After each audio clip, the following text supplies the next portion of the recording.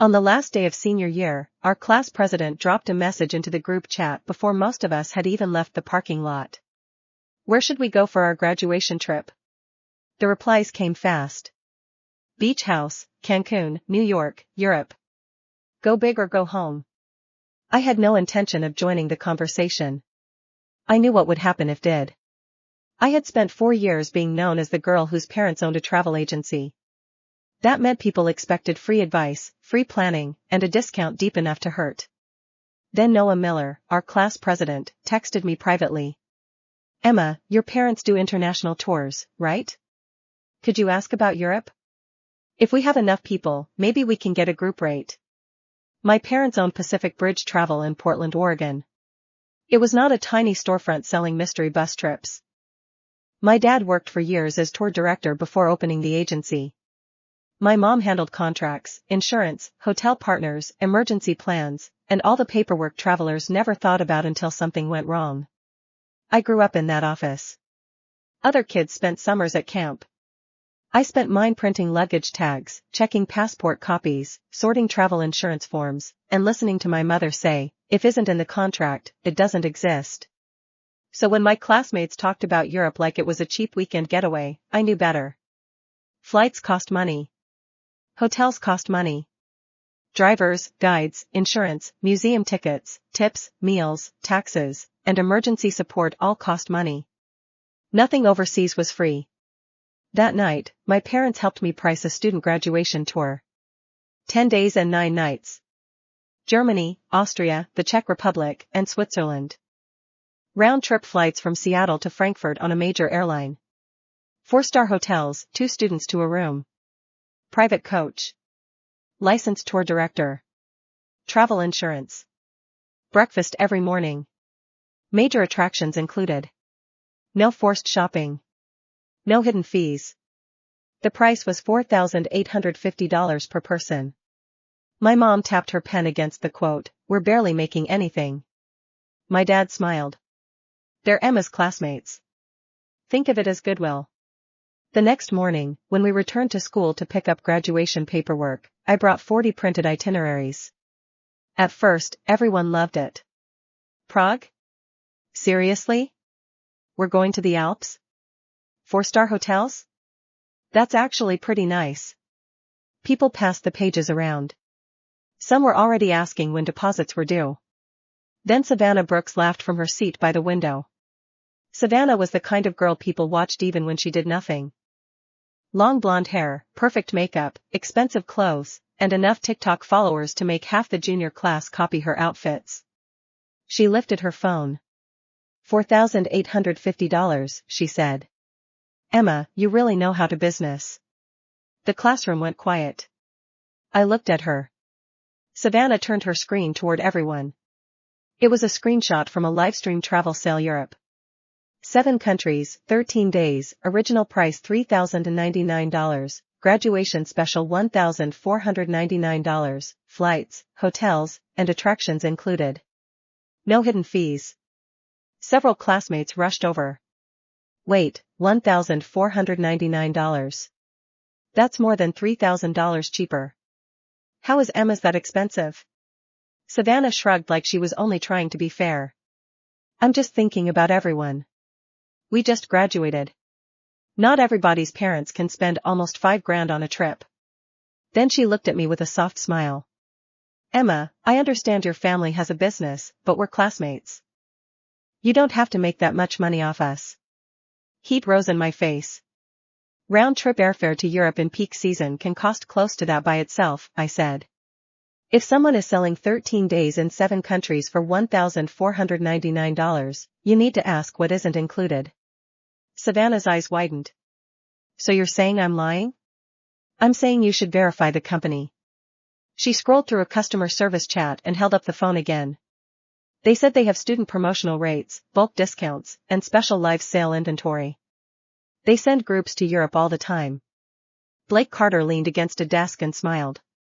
Blake came from money. His family owned several commercial properties downtown, and he acted like that made him untouchable. He and Savannah had been flirting for months. Emma, relax, he said. You don't have to scare everyone just because Savannah found a better deal. I stared at him. He went on, loud enough for the room to hear. Besides, didn't your parents' agency get blasted online last year? Something about a guide taking people to buy fake designer bags. My face went cold. He knew that story was false. A man on our Paris tours had bought a designer bag for his mistress. After he got home, he bought a fake one to fool his wife. When his wife discovered the truth, she came to our office screaming that our guide had taken him to a counterfeit shop. My parents spent weeks proving we had nothing to with it. Blake knew. At the time, he had texted me, "Don't let it get to you. People lie." Now he had thrown the rumor back at me in front of everyone. The mood shifted. The classmates who had been excited a minute earlier quietly set down my itinerary. Almost $5,000 is a lot. My parents would never agree. If Europe can be $1.99, why pay more? I gathered the extra papers from the desks. I'm not forcing anyone, I said. I'm only giving you a real option. But if a trip is priced far below cost, there is always a reason.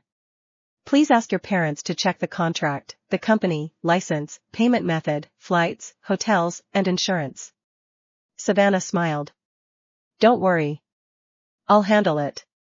Then she added, if we get 35 people, they'll comp 2 spots. Her eyes flicked toward Blake.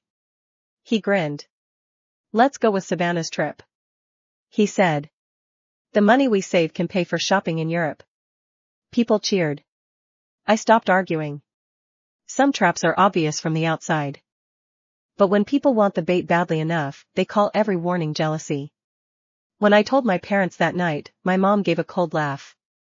13 days in Europe for $1,499? Is this a travel company? Or a charity? My dad not laugh. Have they signed contracts? I don't think so. Savannah is collecting passport photos and deposits through Venmo.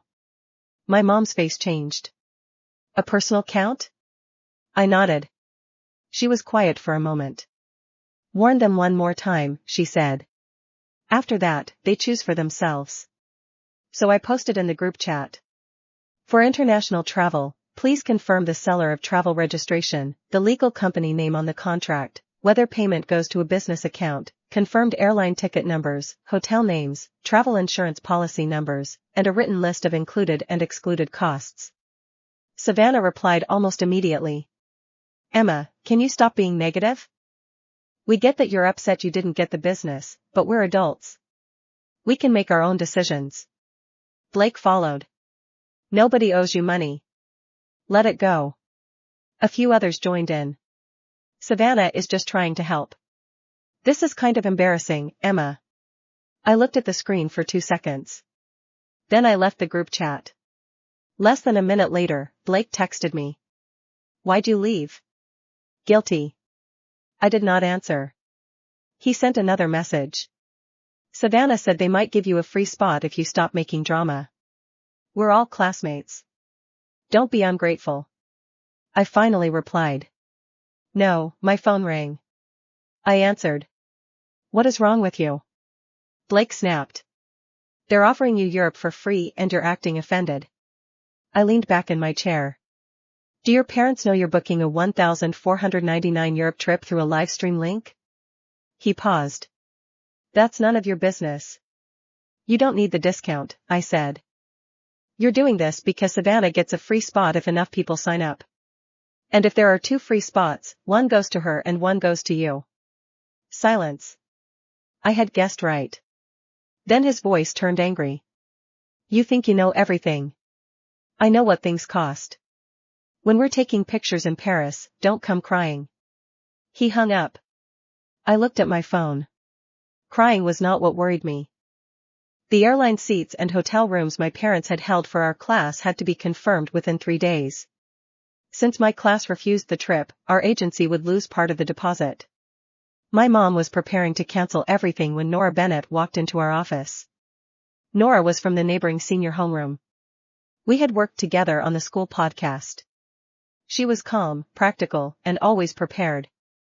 I heard your class isn't taking the Europe trip, she said. No, can our homeroom, Ticket blinked. You mean the $4,850 one? She held up the itinerary. I had shown her earlier. My parents read it. They said the price makes sense. Our parent chat discussed it too. Everyone agrees we'd rather pay for something safe. My mom stepped forward. We can still hold the space, she said, but we require signed contracts, parent consent, emergency contacts, and payment through the agency account. Nora nodded. That's exactly why we want you. The next day 3 parent representatives came in with folders. They asked about insurance, flight changes, medical emergencies, hotel locations, cancellation, terms, lost passports, and emergency support. My mom answered every question patiently. When one parent apologized for asking so much, my mom shook her head. We like questions, she said. It's silence that scares us. 3 days later, 42 students from Nora's homeroom were fully booked. Their departure date was the same as my class's bargain trip. Our group would fly from Seattle to Frankfurt. Savannah posted a screenshot of her ticket on Instagram. Graduation trip starts now. Europe, here we come. The comments flooded in within minutes. So jealous.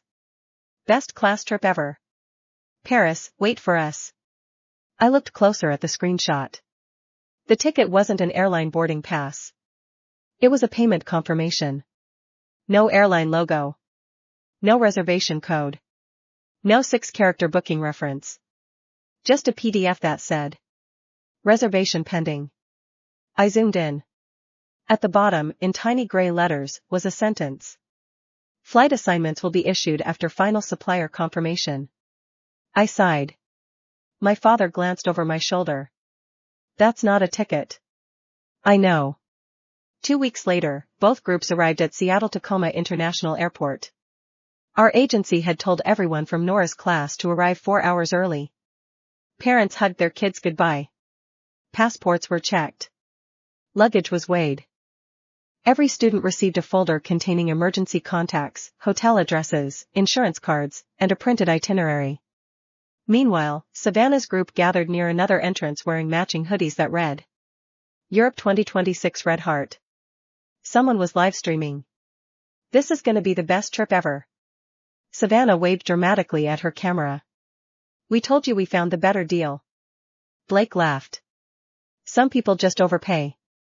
Several of my old classmates noticed us checking in nearby. A few smirked.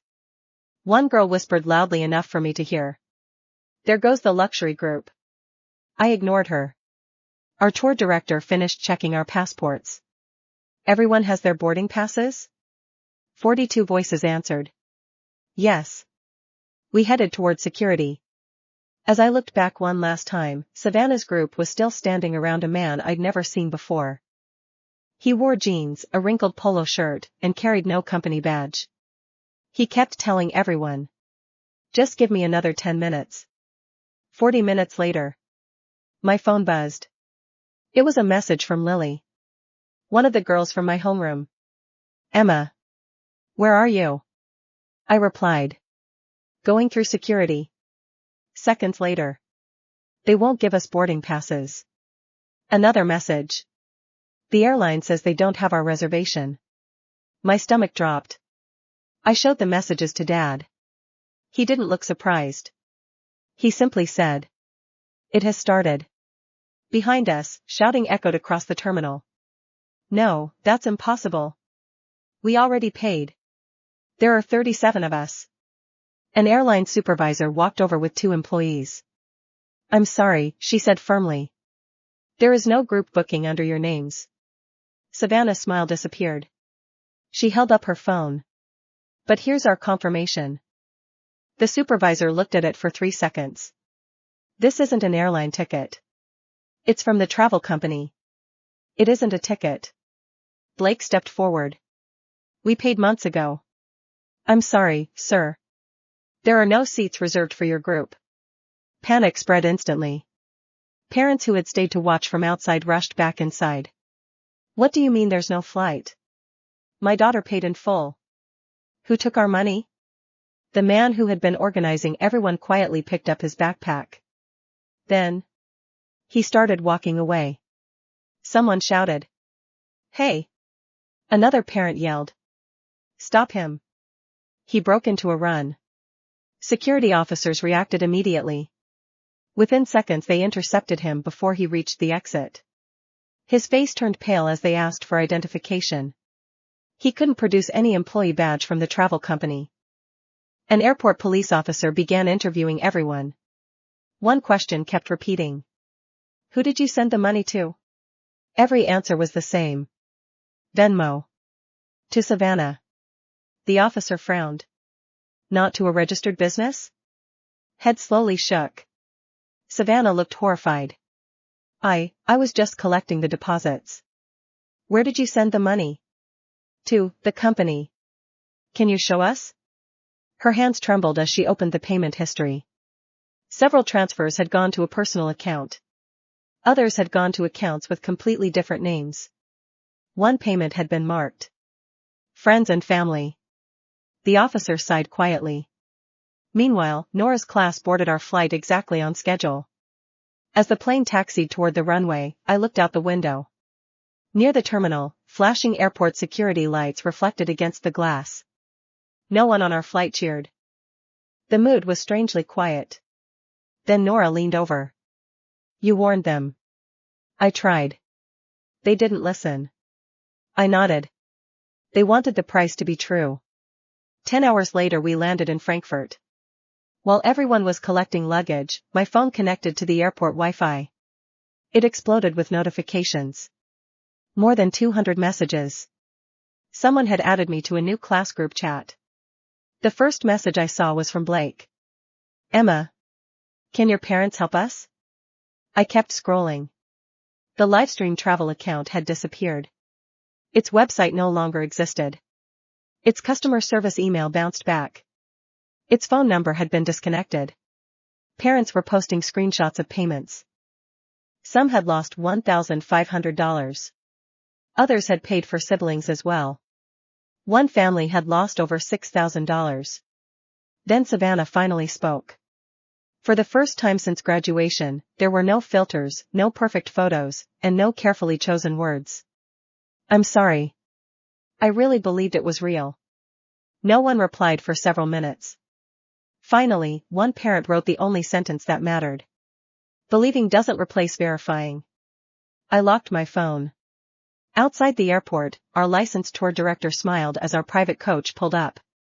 Welcome to Germany, he said. Behind me, 42 students climbed aboard without worrying where they would sleep that night, whether they were insured, or whether their flight home existed. My mother had always said the same thing whenever a customer chose a trip. If it isn't in the contract, it doesn't exist. Watching our bus pull away from the airport, I realized something else. The most expensive vacation isn't the one with the highest price. It's the one that never actually takes you anywhere. The story made local news before we even reached Prague. None of us realized it until breakfast on our second morning in Munich. Our tour director, Martin, walked into the hotel restaurant holding his phone. He looked at my parents. I think this involves you. Dad took the phone. Across the screen was the headline. Dozens of Oregon graduates stranded after discount Europe trip collapses. Underneath was another line. Families report more than $70,000 in losses. The article didn't mention our agency by name. But several parents being interviewed said one thing over and over. Another travel agency quoted us almost $5,000. We thought they were trying to rip us off. Mom quietly put down her coffee. Those poor families. She wasn't smiling. She wasn't saying, I told you so. She looked genuinely heartbroken. Back home, the investigation moved quickly. The travel company wasn't based where its website claimed. The business registration number belonged to a dissolved corporation from another state. The office address turned out to be a virtual mailbox. Even the glowing 5-star reviews had been copied from unrelated businesses. The livestream host wasn't an employee. He had been paid to read a promotional script. The police confirmed what everyone feared.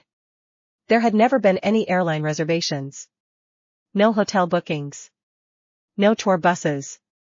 Nothing. The entire Europe package had existed only on a website. The hardest part came afterward. Parents started asking the same question.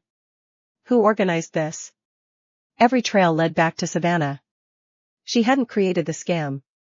But she had collected everyone's passport copies. She had accepted every payment.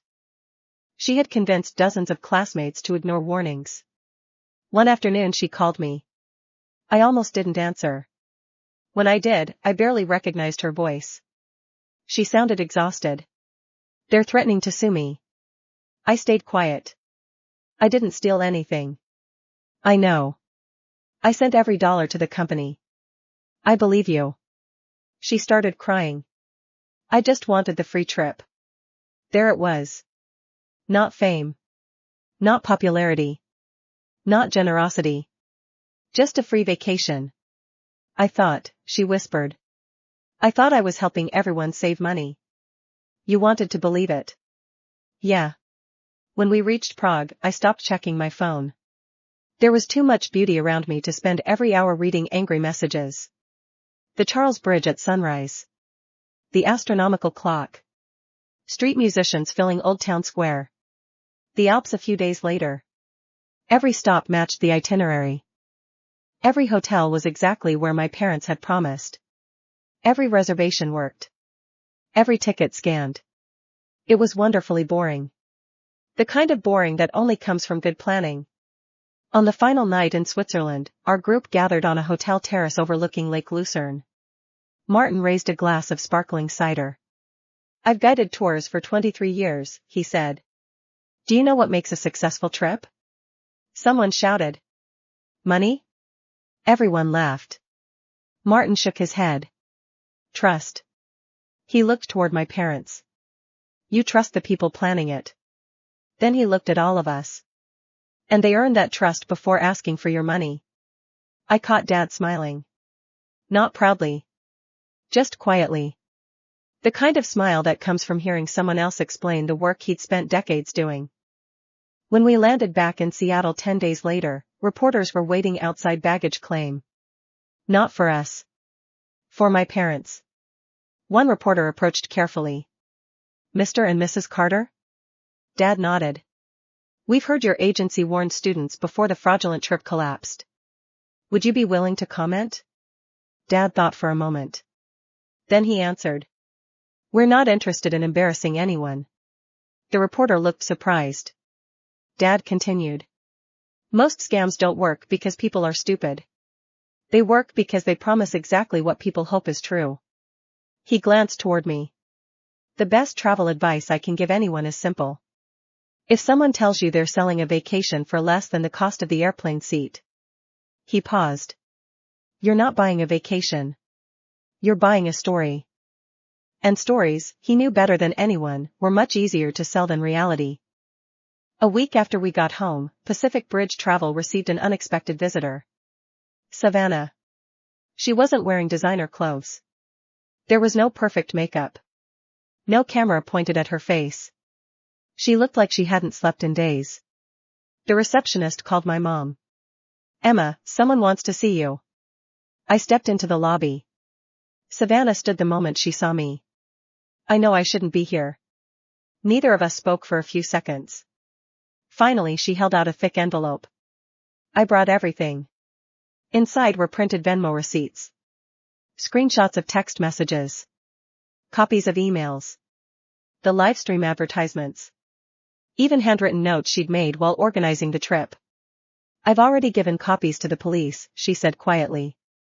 I thought your parents might need them too. Dad joined us. He flipped through the documents. This is surprisingly organized. I know. Savannah looked at the floor. I wish I'd been this organized before I took everyone's money. Over the next month, investigators pieced together the scam. The travel company had run nearly identical promotions in 6 different states. Every time, they targeted graduation trips, church groups, or youth sports teams. Collect enough deposits. Disappear. Start over under another name. Because Savannah had saved nearly every conversation, detectives were able to trace several bank transfers before the money disappeared overseas. It wouldn't recover everything. But it was enough to build a criminal case. The civil lawsuits were another matter. Several parents hired attorneys. Not because they believed Savannah had intended to scam them. But because she had accepted tens of thousands of dollars into her personal account. Her family's homeowner's insurance didn't cover it. Neither did their bank. The legal fees alone were overwhelming. One afternoon, Savannah's father came to our office. He removed his baseball cap before sitting down. I owe your family an apology. Dad shook his hand. You don't owe us anything. I do. He looked exhausted. My daughter ignored people who knew better. He swallowed hard. And I ignored my daughter. He admitted something that surprised all of us. When she showed me the price, I knew it sounded impossible. So why didn't you stop it? Mom asked gently. He gave a bitter laugh. Because every other parent was saying yes. I figured someone else had checked. Nobody had. Everyone assumed someone else had done the homework. By the end of summer, the school district announced a new policy. Any graduation trip promoted through school clubs or class organizations had to include *a registered travel provider, * proof of insurance, * written contracts, * parent information meetings, * direct payment to licensed businesses. The principal invited my parents to speak at the senior orientation. Dad stood in front of nearly 400 students. Instead of showing vacation photos, he showed 2 receipts. The first was ours. 4 pages long. Every fee listed. Every hotel named. Emergency numbers. Cancellation terms. Insurance coverage. The second was the scam confirmation. 1 page. Bright colors. Huge promises. Tiny fine print. No legal business address. No supplier names. No actual airline. Dad didn't raise his voice. He simply asked. If you were buying your first car, which receipt would make you feel safer? The auditorium was silent. After the presentation ended, dozens of parents lined up to ask questions. Near the back of the room stood Blake. Alone. When everyone else had left, he walked over to me. I owe you an apology. I waited. I called you jealous. You did. I said your parents were ripping everyone off. You did. He looked embarrassed. My family ended up paying twice. I frowned. The first time to the scam. The second time because my parents booked a real Europe trip after all. Despite myself, I laughed. So you finally made it? He nodded. My dad spent the whole vacation saying. He smiled weakly. Now I understand where the other $4,000 went. For the first time in months, we both laughed. Not because what had happened was funny. But because some lessons become easier to carry once you've learned them. As Blake turned to leave, he stopped. Emma? Yeah? You know what the worst part was? What? It wasn't losing the money. It was realizing you were trying to save us. And we made you feel like the villain. I didn't answer immediately. Then I smiled. Next time someone warns you about something that sounds too good to be true, I'll listen. He nodded. So will I. Sometimes, that was the